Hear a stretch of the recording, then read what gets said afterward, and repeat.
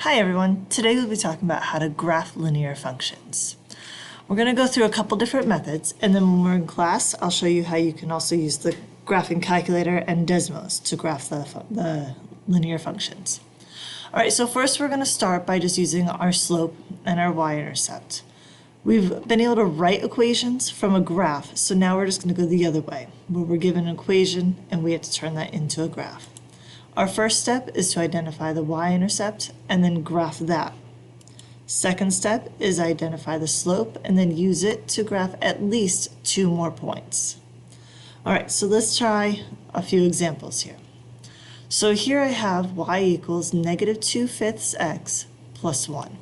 So if we remember, our slope-intercept form is that y equals mx plus b. M is my slope, b is the y-intercept. So my b is that positive 1. My m is the -2/5, not the x. The x is separate, so the n is just the coefficient, the -2/5. All right, so I'm going to start by graphing my y-intercept of 1. Remember, y-intercept is where the line crosses the y-axis. So it goes to my y-axis, and I'm going to put a point at 1. All right, from there, my slope is negative. That means it's going to go downhill. That gives me a general idea if I can visualize which direction my line is going to go. That'll help me figure out where I need to go for points. Another thing I like to do is I can take that negative and I can either bump it to the top or I can bump it to the bottom. I always take that and I deal with my rise first. If it's negative, I'm going to rise down, and then if it's positive, I rise up. And then I always like to run to the right. So it's a negative fraction, so I'm going to go down and then to the right. So I'm going to go down 2 and then right 5, put a point. And then I'm going to do that again because I should get at least 3 points onto a graph to draw my line. Down 2, right 5.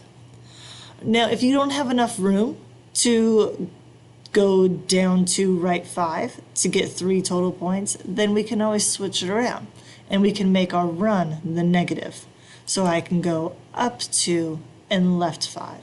So when my slope is negative, one of my moves has to be a negative move. I'm either going down and to the right or I'm going up and to the left.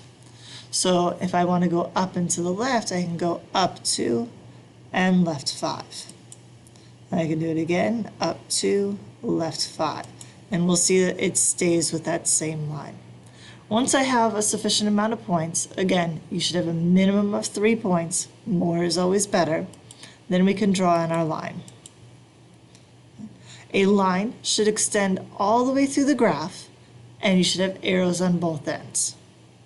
So that's a mandatory. 3 minimum points, a line that extends all the way through the graph, and arrows on both ends. All right, let's try this one here. So y equals mx plus b. When I want to identify my y-intercept, we're going to notice there's nothing here. Okay? So if there's nothing at all there, then we say that our y-intercept is 0. My slope is 3. But when I do slope, remember it's rise over run, I need it to be a fraction. So to turn 3 into a fraction, I just put a 1 under it. All right, so let's start with my y-intercept. It's 0. I have a y-intercept. It just means I'm crossing at the origin. So on my y-axis, on that y number line, there's 0 right there. All right, my slope is positive. So using the pattern that I typically use, it means I'm going to rise up and then run to the right. So I'm going to go up and then to the right. So I'm going to go up 3, right 1. Up 3, right 1.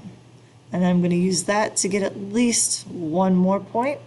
I like to get as many points as I possibly can, so I'm going to extend it all the way up to here. The more points you have, the more accurate your line will be.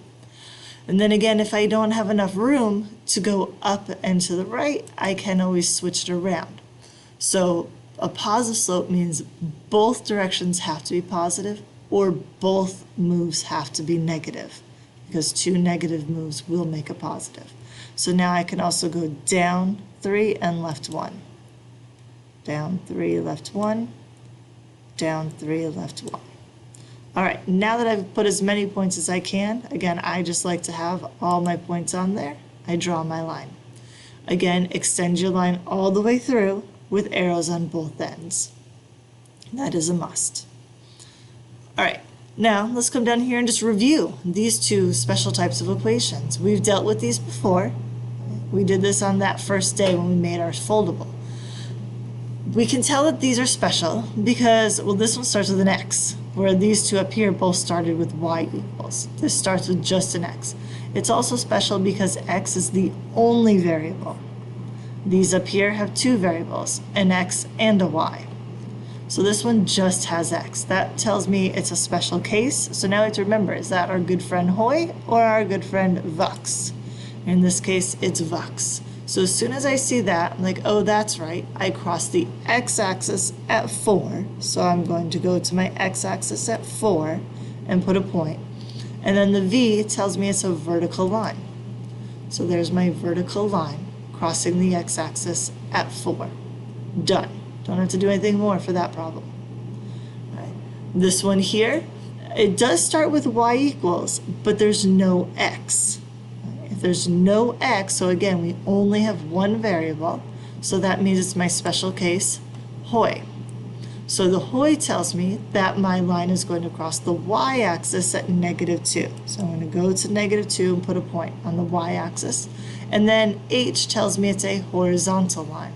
So I'm going to draw my horizontal line through the y-axis at 2. Done.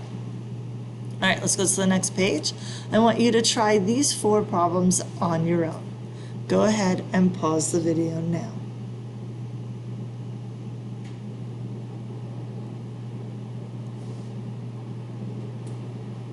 Okay, let's go to the next page. All right, so the other method that we can use to graph linear equations is using our x and y intercepts. Unfortunately, this does not always work. It's a good method to use when the equation is presented to us in standard form, but we're not always able to get whole number intercepts. And if you're not able to get whole number intercepts, then your best bet is to then switch it over to slope intercept form. It'll make your life a little bit easier. All right, but when we do use x and y intercepts, first we find the x-intercept using the cover-up method, and we've learned this already. Then we find the y-intercept using the cover-up method. And then we can graph those 2 points and draw our line. All right, so here we have this equation in standard form. My x and y are on the same side. So in order to use that cover-up method, right, I want to find my x-intercept, so I'm going to cover up the y term. So I'm left with the equation 2x equals 18. When I cover that up, that's all that's left, 2x equals 18.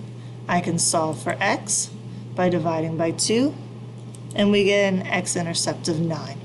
So I can go down to my graph, and on the x-axis, I can graph that point 9.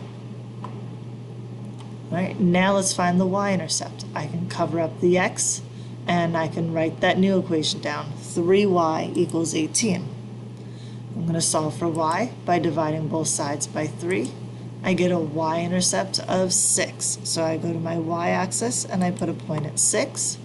And now I can draw a line that extends between those 2 points. This is the only time where you only need 2 points. If you're using slope and y-intercept, you need to have at least 3. If you're just using intercepts, then the 2 intercept points are enough.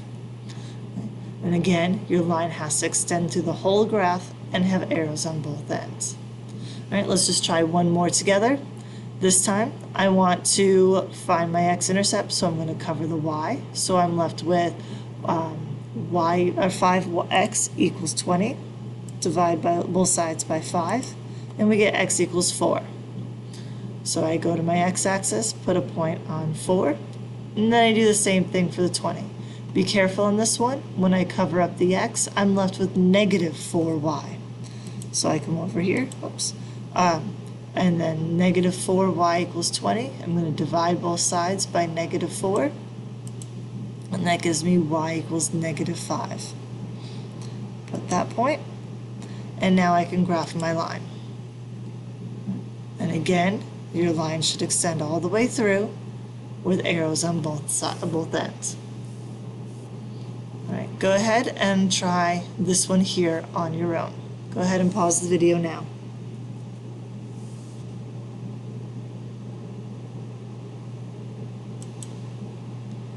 Okay, and that's actually it for us. So I will see you in class next time.